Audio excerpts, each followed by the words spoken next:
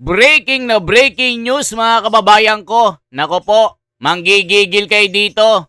Senador Marcoleta, aarestuhin na ngayong araw. Naglabas na kasi ng warrant of arrest ang Sandigang Bayan. Talagang bendalo na ang nangyayari. Mga kababayan ko, tila ginagalit talaga nila ang taong bayan. Ito na ang galit ng taong bayan. Magkakagulo sa Pilipinas mga kababayan. Tila bagyo na super typhoon. Tila lindol na 10.9 magnitude na uuga-uga sa lupa ang galit ng mga Pilipino. Hanggang sa ibayong dagat na mga kababayan natin. Galit na dito. Nakita nyo naman mga kababayan. Yung mga akusado po sa pagnanakaw na ito. Nakita nyo po si Tamba. Kaliwat kanan yung mga ebidensya. Pero sabi, wala daw makita na maglilink sa kanya na siya ay dawit at sangkot sa malaking pagnanakaw ng Maleta Gang. Sila Bendalo, mga kababayan. Si Erwin Tuplok, na nagkamal ng mali-malitang kwarta ayon sa pasabog ng mga Marines. May mga video na, may mga listahan na, may mga group chat. Hanggang kay Orly Gutesa, mga kababayan, ang ginawa nila, ginipit at tinakot. Kaya si Orly Gutesa hanggang ngayon hindi na makita. Hindi natin alam kung buhay pa o nasa ibang buhay na ito, mga kababayan ko. So ngayon, arrest warrant ni Senador Marcoleta. Talagang Sandigang Bayan, naglabas na. Talagang aarestuhin na, libu-libong pulis ang nakaantabay sa Senado para arestuhin si Senador Marcoleta. Naku po, mga kababayan ko. Nakita nyo naman, si Mimi M, si Da Junior, talagang siya rin ang nag-utos dito. Mula nung nag-umpisa si Senador Marcoleta, hinawakan ang Blue Ribbon Committee at siya ang nag-iimbestiga at nagpasabog ng anomalyang ito. Aba, ginipit na, pinalitan ni Ping Lacson.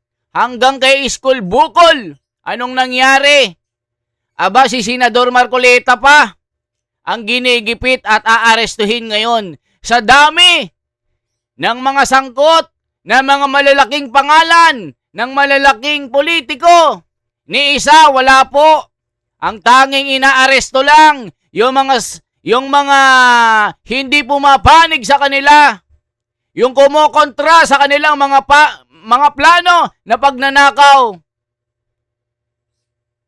Mula kay Jinggoy, kay Mike Defensor, kay Marcoleta. Sila po, mga kababayan, ang makukulong.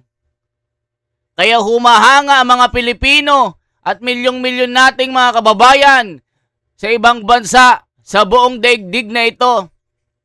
Believe kay Senador Marcoleta. Kahit gipitin at arestuhin, maninindigan at maninindigan sa katwiran at katotohanan. Ganon din ang paninindigan ng Iglesia ni Cristo. Kaya naglungsad ng malakihan at malawakang people power dyan sa EDSA People Power Monument. Hindi natunugan ng mga pulis, NBI at ng mga intel. Nagulat sila. Madaling araw pa lang, 100,000 hanggang umabot ng milyon ang mga kapatid. Hinarang pa nila ang mga kapatid natin sa iba't ibang sulok ng Pilipinas para makapunta at mabilang sa milyon-milyon na kapatiran na nagsasagawa ng mapayapang pagtitipon. Ginulo ng mga pulis Hindi nila kayang i-disperse. So paano pa ngayon, mga kababayan ko, na ngayon ay mayroon ng warrant of arrest kay Marcoleta? Kaya ba nilang pigilan ang galit ng taong bayan? Ito na ba ang the big one?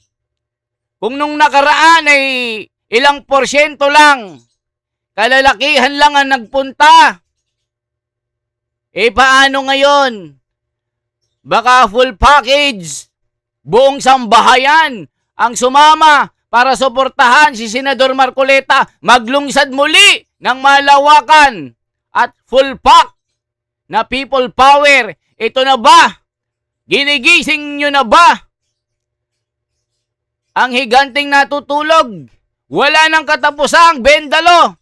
Nakita nyo naman mga kababayan, maski yung si Conchita Corrales ay pumalag na rin dahil sinasabi niya yung mga bendalo, mas marunong pa sa mga marurunong yung mga nag-aral ng abogado, nag-aral ng konstitusyon.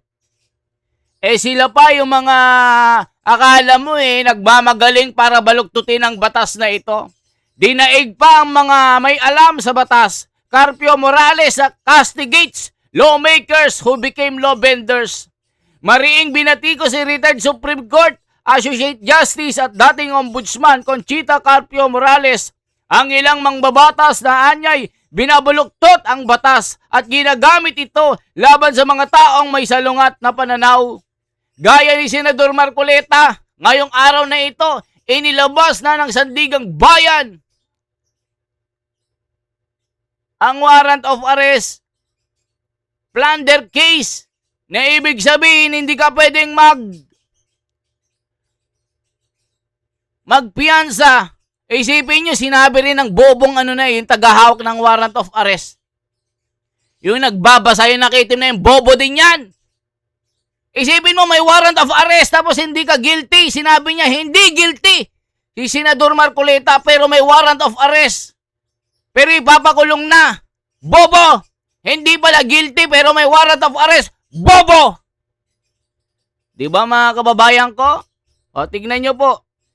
Magugulat ka at kukulo ang dugo mo sa kanyang talumpati bilang keynote speaker sa 115 University-wide commencement exercises ng University of the Philippines. Diliman, hinimok ni Carpio Morales ang mga nagtapos ng maging matatag sa pagtatanggol sa rule of law at sa mga demokratikong institusyon sa gitna ng mga hamon sa hustisya at pananagutan. Ayon kay Carpio, nagiging karaniwan na umano ang paggamit at pagbaluktot sa mga batas at legal na proseso upang isulong ang pansarili o pampolitikang interes sa halip na pairalin ang tunay na katarungan. Kita nyo, pati po itong si former Justice at former Ombudsman Conchita Corrales, pinalagan si Boying at si Erwin Tuplok. Dahil sa pagbaluktot ng batas, mas magaling pa sa mga nag-aral. Ito naman si Boying mga kababayan, aso-aso, naturingang abogado at ombudsman, pero bendalo. O, ito po, i-play na natin itong paglabas ang warrant of arrest si Marcoleta. Naku, nakakaiyak po ito. Kung sino pa ang nagtatanggol sa katwiran at katarungan, sinong nag-iimbestiga, pero sila ang nakukulong. Ito po. Finally, security concerns, never mind that. Okay, that's it. The court has issued, and then the other one. So I'd like to say that the Sandigan Bayan 3rd Division, composed of Associate Justice myself, Associate Justice Ronald P. Moreno, and Associate Justice Fritz Brian Anthony M. De Los Santos, issued today, July 6, 2026, warrants of arrest and hold departure order in criminal case E-SB-26-CRM-0018 for plunder against Senator Rodante Dizon Marcoleta, Michael Tan Defensor, Joseph Varias Espiritu, and Aristotel Baluyot Veray. The issuance of the warrant of arrest signifies only that after evaluating the records the court found probable cause to believe that the accused committed the offense charged. Probable cause for the issuance of a warrant of arrest exists when the facts and circumstances would lead a reasonably discreet and prudent person to believe that an offense has been committed by the person sought to be arrested. Let me stress, yung warrant of arrest does not constitute a determination of guilt. Hindi pa guilty yan. O, kita nyo mga kababayan, saan ka nakakita? Hindi pa pala guilty pero inaaresto na, may warrant of arrest na. Ganyan na ba ngayon ang hustisya? Hindi pa pala guilty pero may warrant of arrest na, ikukulong na. Di ba mga kababayan, saan ka nakakita ng ganito? Remulyalo, bendalo ang nangyayari. Wala na talagang katarungan sa bansa. Si Marcoleta talagang kanilang target. Gusto talaga nila mawala yung kanyang bilang sa impeachment trial ni Sara Duterte para si Sara Duterte ay mapatalsik bilang Vice President ng ating Republika. Kasi takot na takot sila kay Sara Duterte. Pag ito naging Pangulo, lagas lahat kayong mga bendalo, makukulong kayo. Uhukayin din yung tatay niya, si De Junior, sa libingan ng mga bayani. Hindi talaga bayani. Kumukulo na rin ang dugo ko mga kababayan. Ako naiiyak na rin ako dito. Bakit si Senador Marcoleta sa dami ng mga magnanakaw, ng mga guilty, yung nag-iimbestiga, yung mga nagtuturo, ang ikukulong? Bakit si Joel Villanueva na Judas na tumalikod, nagtraidor, Chis Escudero, na sinabi na ni Boyeng na sila ay hinog na. O ano ngayon? Kung sino tinuro ni De Junior, yun ang uhulihin mo, aso-aso ka din. Diba mga kababayan ko? Kaya sabi ni Conchita Morales, former ombudsman at justice ng Supreme Court, kung di ako nagkakamali, mas marurunong pa sila sa tunay na nag-aral ng batas. Ikaw, Erwin Duplok, bobo ka! Sabi ng mga komento, paano ka naging senador? Bobo! Mangkanor ka! Mahilig ka sa bata! Pamilyado kang tao, may anak ka pang babae, pero sandamukal kang bobo ka! Yan ang sabi ng mga tao, mga kababayan. Galit na galit ang taong bayan sa mga tuplok na ito kasi nga po, pinudol din tayo ng mga animal. Diba mga kababayan?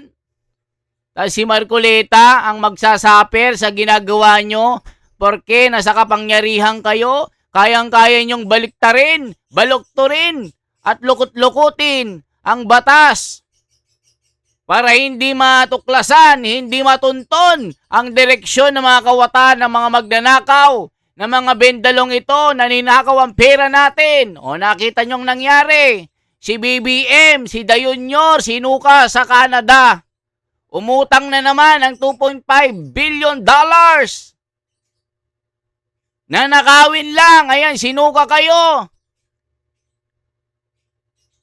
ng mga Pilipino doon, pinagmumura kayo. Halos lamutakin yung mga pagmumukha nyo sa sobrang galit. Si Auntie Claire, kinuyog doon, muntik ng sampalin ng megaphone sa sobrang galit.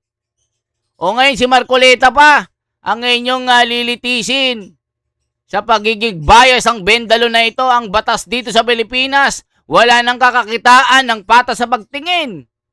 Grabe na talaga mga kababayan. Arrest warrant versus Senator Rodante Marcoleta, inilabas na ng Sandigang Bayan. Ayan, galit na galit ang mga tao. All the accused continue to enjoy the constitutional presumption of innocence until their guilt is proven beyond reasonable doubt. Again, the court's proceedings are governed solely by the Constitution, the applicable laws, and the evidence properly presented before it. the court would want to remind the counsel who have appeared for the accused, and even Senator Rodante Marcoleta, who himself is a lawyer, that as officers of the court, they are duty-bound, together with the prosecutors, to uphold the integrity and administration of justice, to ensure compliance with lawful orders of the court, to conduct themselves and all persons acting under their direction with fairness, order, dignity, and full respect for the rule of law and the courts. Full respect for the rule of law and the courts is non-negotiable.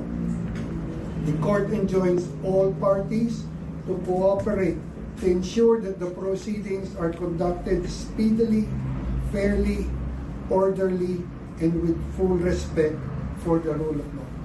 Thank you very much for your time. May warrant na po, may warrant. No, the warrant has been issued already.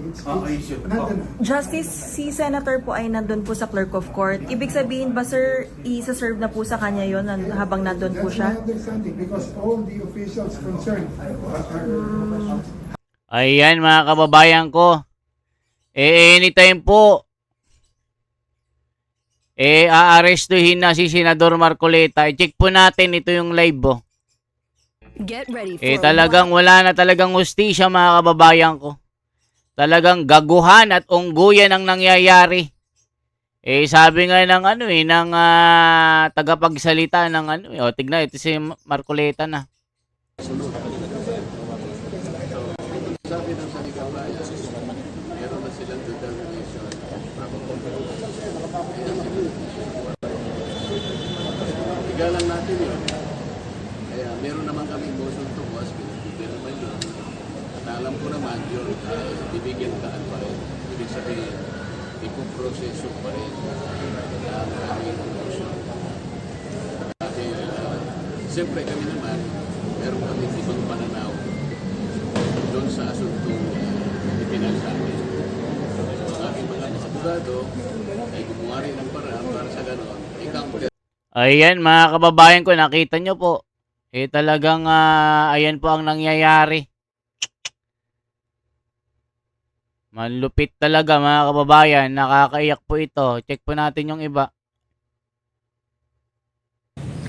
Medyo tahimik pa ngayon, tahimik pa. Ako po, may Tahimik big pa one yung, na. Senado, tahimik pa. Ako po mga kababayan ko, ito po. So, ang sabi ng Sandigang Bayan,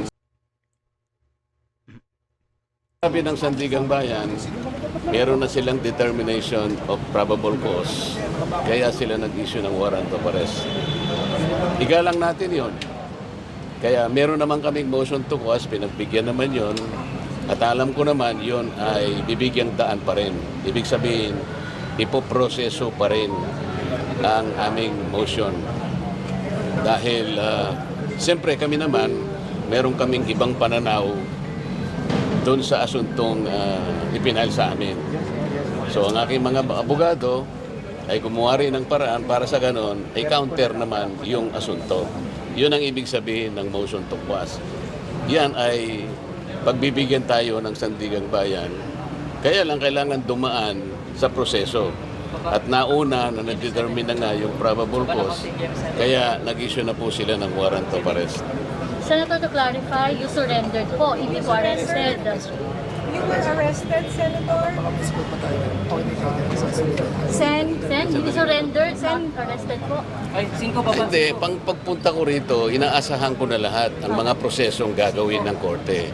Kagaya ng sinabi ko sa inyo, ako ay hindi magtatago, haharapin ko ang batas, ang asunto, sangayon sa pagkakaintindi ko sa mga batas natin. Kaya kailangan pong dumaan ang proseso. Kasama na po yung pagpunta ko rito, yung hangarin ko na kung i-serve po nila yung warrant of arrest, tatanggapin ko po yun. Pero as of this moment, Sen, anong nararamdaman mo ngayon? Katulad ng nararamdaman ninyo siguro. Sen, Ano bang nararamdaman message niyo? to the INC po. Secretary Remulla. Sen, gagawin mo ba sa kapromise si Senator?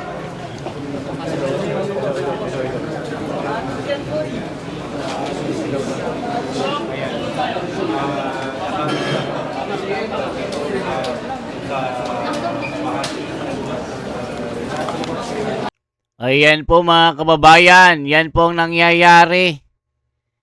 Talagang matindi po ang kaganapan. Check pa natin yung iba. Ito po. Highlands Gold made with Grabe talagang ginagawa nila mga kababayan ko. Grabe ang pangbabaluktot sa batas. Matindi po ito.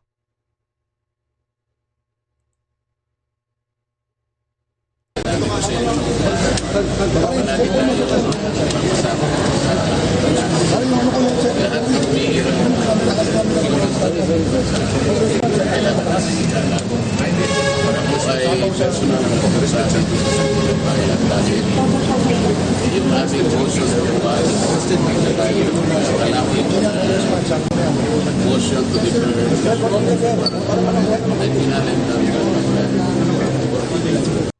Ayan po ang kaganapan mga kababayan ko. Naku, nakakaiyak po ito. Check nga natin yung iba po mga kababayan ito. Ako, kagaya Linaw. ng sinabi ko sa inyo noong pa, palagi tayong nagpapasakop sa batas. Lahat ng umiiral na tuntunin at mga batas ng ating bansa, kailangan nating igalang. Ako ay personal na nagpunta dito sa Sandigang Bayan dahil yung aming motion to quash at saka yung kalakip na motion to defer the issuance of a warrant of arrest ay kinalendar nila kagad for hearing. Itong ganito nga sa umagang ito. Ngayon, napakagandang indikasyon yon na umiral ang ating mga batas. So gusto ko magpasalamat sa Sandigang Bayan dahil kinalendar nila kagad for hearing. Yon ay makikita ninyo na kinakailangan ng proseso ng batas ay masunod. So ang sabi ng Sandigang Bayan, meron na silang determination of probable cause, kaya sila nag-issue ng warrant of arrest. Igalang natin yon. Kaya meron naman kaming motion to quash, pinagbigyan naman yon. At alam ko naman yon ay bibigyang daan pa rin. Ibig sabihin, ipoproseso pa rin ang aming motion. Dahil siyempre kami naman, meron kaming ibang pananaw doon sa asuntong ipinal sa amin. So ang aking mga abogado ay gumawa rin ng paraan para sa ganon, ay counter naman yung asunto. Yun ang ibig sabihin ng motion to quash. Yan ay pagbibigyan tayo ng Sandigang Bayan. Kaya lang kailangan dumaan sa proseso. At nauna na nag-determine na nga yung probable cause, kaya nag-issue na po sila ng warrant of arrest. Senator, to clarify, you surrendered po, hindi po arrested. You were arrested, Senator? Sen? Sen, hindi surrendered, arrested po. Hindi, pagpunta ko rito, inaasahan ko na lahat ang mga prosesong gagawin ng korte. Kagaya ng sinabi ko sa inyo, ako ay hindi magtatago, haharapin ko ang batas, ang asunto, sang-ayon sa pagkakaintindi ko sa mga batas natin. Kaya kailangan pong dumaan ang proseso. Kasama na po yung pagpunta ko rito, yung hangarin ko na kung iserve po nila yung warrant of arrest, tatanggapin ko po yun. Pero as of this moment, Sen, anong nararamdaman mo ngayon? Katulad ng nararamdaman ninyo siguro. Sen, Ayan mga kababayan. Kayo po mga kababayan natin na naniniwala na si Senador Marcoleta ay inosente at walang ninakaw kahit 5. Kung ano po yung nararamdaman niya mga kababayan, ganun din ang nararamdaman natin. Nagdurugo ang mga puso natin, nagdadalamhati. Ako talaga naiiyak po ako mga kababayan. Ganun din ang pasya ng Iglesia ni Cristo sa nangyaring pag-aresto kay Senador Marcoleta. Pagbaluktot sa katotohanan na pilit nilang ikinukubli sa taong bayan para hindi sila matuntun. Ginigipit nila ang mga taong kontra sa kanila, kung sinong mga nag-iimbestiga. Sumisigaw ng katotohanan para malaman ng taong bayan ang totoong may sala. Pero anong nangyari? Si Senador Marcoleta ang kanilang ginigipit at inaaresto ngayon. For transparency, for a better democracy. The big one! Malapit na mga kababayan ko. Abang-abang lang kayo at hudyat na lang ang kailangan. The big one! Talagang halos lahat na pupunta dito. Humanda na sa people power. Yan po ang bali-balita. Salamat po ng marami mga kababayan. At ako, si The Wonders Philippines. I-like at i-share nyo ang video ito para malaman ang kawalang hiyaan ng mga bendalo na nangyayari ngayon. Si Senator Marcoleta ay aarestuhin na. Nag-issue na ng warrant of arrest ang Sandigang Bayan at sinabi ni Senador Marcoleta, haharapin ang kasong ito. Ngipin sa ngipin. Lalaki sa lalaki, hindi tatakas, hindi gaya ng iba na natakot. Tignan niyo, si Judas Iscariote, si Judas Escudero, si Pastor Villanueva na natakot. Gayahin niyo si Senador Marcoleta dahil si Senador Marcoleta ay magiging bayani ito. Parang si Tatay Digong ang paninindigan, hindi natatakot kahit sino man. Okay po, kaya kung anong paninindigan ni Senator Marcoleta, ganun din ang paninindigan. Ayon po kay Ka Edwil Sabala, talagang nawala ang katarungan at katwiran. Ang pinairal nila pagbaluktot sa batas. Okay po, mabuhay.